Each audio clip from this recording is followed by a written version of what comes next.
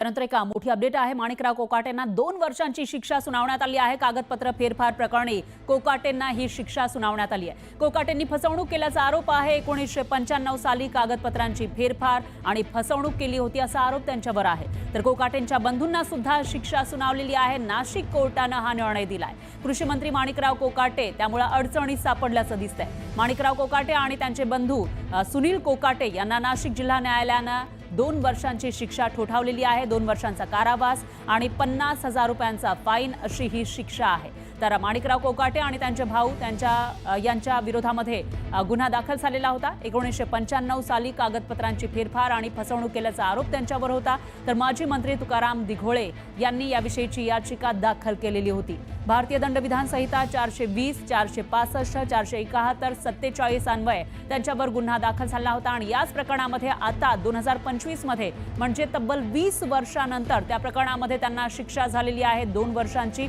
आणि सध्या कोकाटे हे मंत्री आहेत, ते एका संवैधानिक पदावर आहेत आणि असं असताना त्यांना शिक्षा सुनावण्यात आली आहे। पुन्हा एकदा जाऊयात आपले प्रतिनिधी लक्ष्मण घाटोळे यांच्याकडे। लक्ष्मण, काय सांगाल? शिक्षा सुनावलेली आहे विद्यमान मंत्र्यांना, यावेळेला न्यायालयाने नेमकं काय म्हटलंय? नाशिकच्या जिल्हा सत्र न्यायालयात या सगळ्या प्रकरणामधली सुनावणी जी आहे ती 1999 पासून सुरू होती आणि या सगळ्या प्रकरणामध्ये हा निकाल जो आहे तो हातामध्ये आलेला आहे आणि या निकालानुसार माणिकराव कोकाटे यांना आणि त्यांच्या बंधूंना 2 वर्षाची शिक्षा जी आहे ती न्यायालयाने सुनावलेली आहे। या प्रकरणामधलं एक सगळ्यात महत्त्वाचं म्हणजे या सगळ्या प्रकरणामध्ये माणिकराव कोकाटे यांना तातडीनं जामीन देखील होऊ शकतो अशा प्रकारची माहिती आहे। मात्र एक विद्यमान मंत्री आहेत, कृषी सारखं मोठं खातं त्यांच्याकडे आहे आणि अशा खात्याच्या मंत्र्याला ही शिक्षा लागल्यामुळे या सगळ्या प्रकरणाचं गांभीर्य जे आहे ते अधिक प्रमाणामध्ये वाढल्याचं आपल्याला पाहायला मिळतं। आता देखील माणिकराव कोकाटे हे याच न्यायालयाच्या परिसरामध्ये आहे। अर्थात न्यायालयामध्ये या सगळ्या प्रकरणाची कागदपत्री सगळी माहिती जी आहे ती न्यायालयाकडनं घेतली जाते। या प्रकरणामध्ये सुनावणी करण्यात आलेली जरी असली तरी देखील आता या सगळ्या प्रकरणामध्ये जामीन मिळवण्यासाठीची निश्चितच मी थोडंसं थांबवते आपल्यासोबत उज्ज्वल निकम हे फोन लाईनवर जोडले गेलेले आहेत, ज्येष्ठ विधिज्ञ।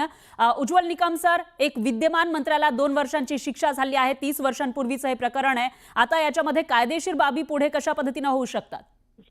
2 वर्षाची शिक्षामुळे त्यांचं काही विधानसभा सदस्यत्व रद्द होऊ शकत नाही, पहिली गोष्ट। दुसरी गोष्ट म्हणजे या शिक्षेला त्यांना आव्हान देता येऊ शकतं आणि शिक्षा ही निलंबित करता येते। आता त्यांनी अपील केलं आणि अपीलाचे झाल्यानंतर मग बाकीचे मुद्दे उपस्थित होतात, पण आज या मितीस त्यांच्यावरती शिक्षा झाली आहे एवढंच आहे। परंतु या शिक्षेच्या गुणवत्तेवरती काय जी असेल शिक्षा त्याला त्यांना आव्हान देता येऊ शकतं।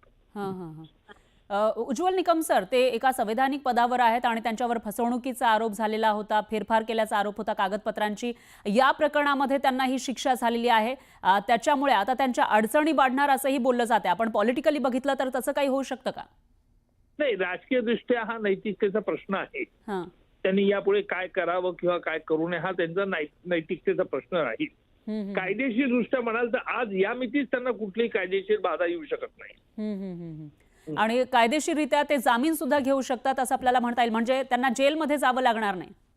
नाही, निश्चितपणे, पण त्याकरता त्यांना उच्च न्यायालयात जाऊन त्यांना या शिक्षेला तहकुबी मागावी लागेल आणि तोपर्यंत त्यांना त्यांच्या वैधानिक पदाला कुठेही धोका नाही।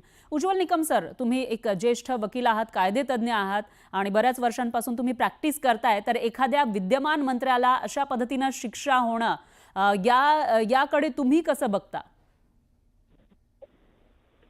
अर्थात विद्यमान मंत्र्यांच्या कोणत्या काळातील त्यांनी हा गुन्हा केलेला आहे, त्यावेळी ते कोणत्या पदावरती आहे हे बरंच अवलंबून आहे। परंतु शिक्षा झाली म्हणून त्यांनी ताबडतोब राजीनामा द्यायला हवा अशातला भाग मुळीच नाही। कारण असं आहे की शिक्षा होतात, शिक्षेला आव्हान दिलं जातं, त्या शिक्षेचं बदलतं। जर उच्च न्यायालयात ही शिक्षा कायम राहिली तर ती गंभीर बाब मानली पाहिजे। उच्च न्यायालय आणि त्याच्यानंतर सर्वोच्च न्यायालयामध्ये सुद्धा ते जाऊ शकतात असं आपल्याला म्हणता येईल।